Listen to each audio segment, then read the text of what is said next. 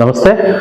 ఇటీవల మీడియా, అది పత్రికా రంగం అవ్వచ్చు, లేదు ఎలక్ట్రానిక్ మీడియా అవ్వచ్చు, సోషల్ మీడియాలో వచ్చినటువంటి ఏదైతే పోస్టులు ఉంటాయో ఆ పోస్టులు ఆధారంగానే పత్రికల్లో రాసేయడం, లేదంటే ఛానల్స్లో వివిధ రకాలైనటువంటి కథలు అల్లుకొని చెప్పేయడం అనేది ఇప్పుడు ప్రస్తుతం మీడియాకి అలవాటుగా మారిందేమో అని అనుకోవచ్చు.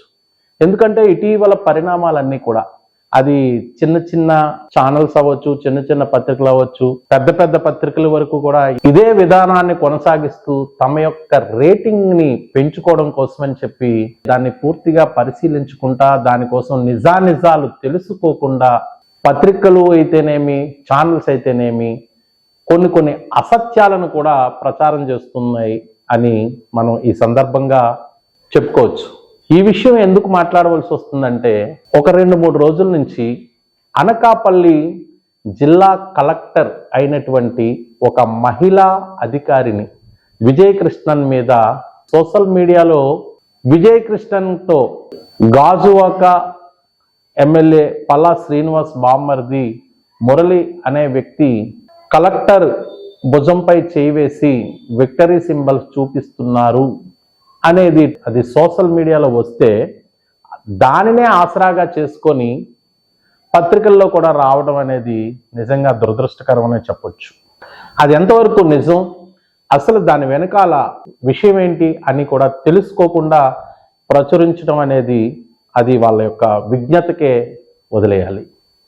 ఇక విషయంలోకి వెళ్ళి అసలు దానికి ఏంటి, అసలు విషయం ఏంటి అనేది మనం తెలుసుకోవడానికి ప్రయత్నిస్తే, మొన్న విశాఖపట్నంలో జరిగినటువంటి సింగర్ కార్తిక్ తాలూకా మ్యూజికల్ నైట్కి అనకాపల్లి జిల్లా కలెక్టర్ విజయకృష్ణన్ ఫ్యామిలీ ఆ కార్యక్రమంలో పాల్గొనడానికి వెళ్ళడం జరిగింది. అదే కార్యక్రమానికి ఎమ్మెల్యే పల్లా శ్రీనివాస్ కుటుంబం, వారి బావమరిది మురళి కుటుంబం కూడా అటెండ్ అవ్వడం జరిగింది.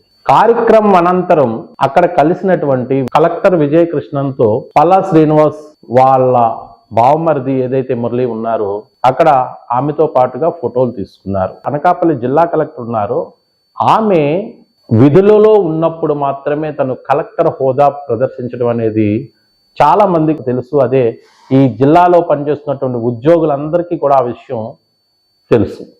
ఇటీవల కసింకోటలో రెవెన్యూ ఉద్యోగుల వన సమారాధన జరిగితే అక్కడికి ముఖ్య అతిథిగా జిల్లా కలెక్టర్ విజయకృష్ణన్ హాజరైతే ఆ రెవెన్యూ ఉద్యోగులందరూ కూడా ఆశ్చర్యచకితులయ్యారు. ఆమె అక్కడికి అటెండ్ అవడమే కాకుండా వాళ్ళందరితో కుటుంబ సభ్యులుగా మెలగడం అనేది చూసి వాళ్ళు నిజంగా చాలా ఆశ్చర్యానికి లోనైన పరిస్థితి అయితే ఏర్పడింది.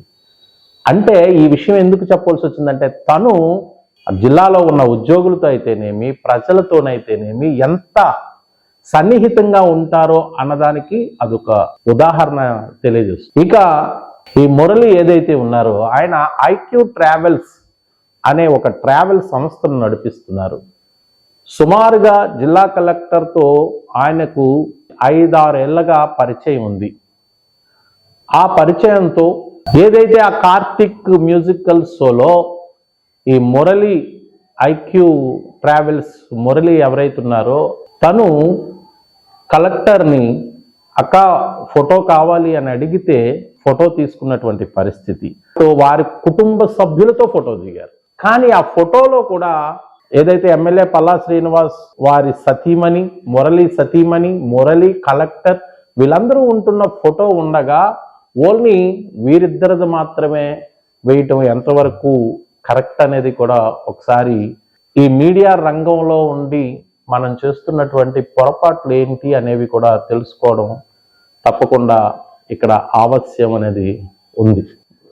జర్నలిస్టులు ఏదైతే ఉన్నారో వాళ్ళు ఒకవేళ ఏ సోషల్ మీడియాలోనే లేదు, వాళ్ళే తీసి అటువంటి ఫొటోస్ పంపించిన దానికి సంబంధించినటువంటి పూర్తి డీటెయిల్స్ తెలుసుకోకుండా ప్రచురించడం ఎంతవరకు కరెక్ట్ అనేది కూడా ఒకసారి ఆలోచించుకోవాలి. ఇక్కడ మనం ఇంకోటి గమనిస్తే, కలెక్టర్ అందరినీ కూడా బ్రదర్ అనే సంబోధిస్తూ అందరితోటి కూడా చాలా కుటుంబ సభ్యురాలుగానే వ్యవహరించే తీరైతే మనకు కనబడుతుంది.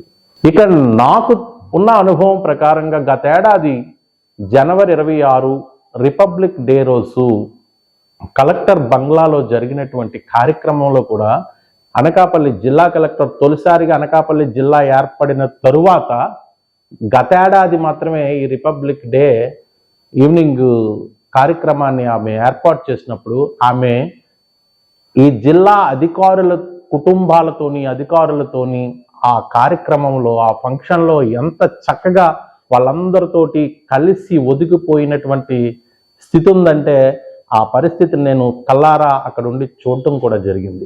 ఆమె ఎంత సన్నిహితంగా ఉంటారు, తనతోటి ఉద్యోగులతో అయితేనేమి, ఆ జిల్లా ప్రజలతో అయితేనేమి ఎంతో సన్నిహితంగా ఉంటారు.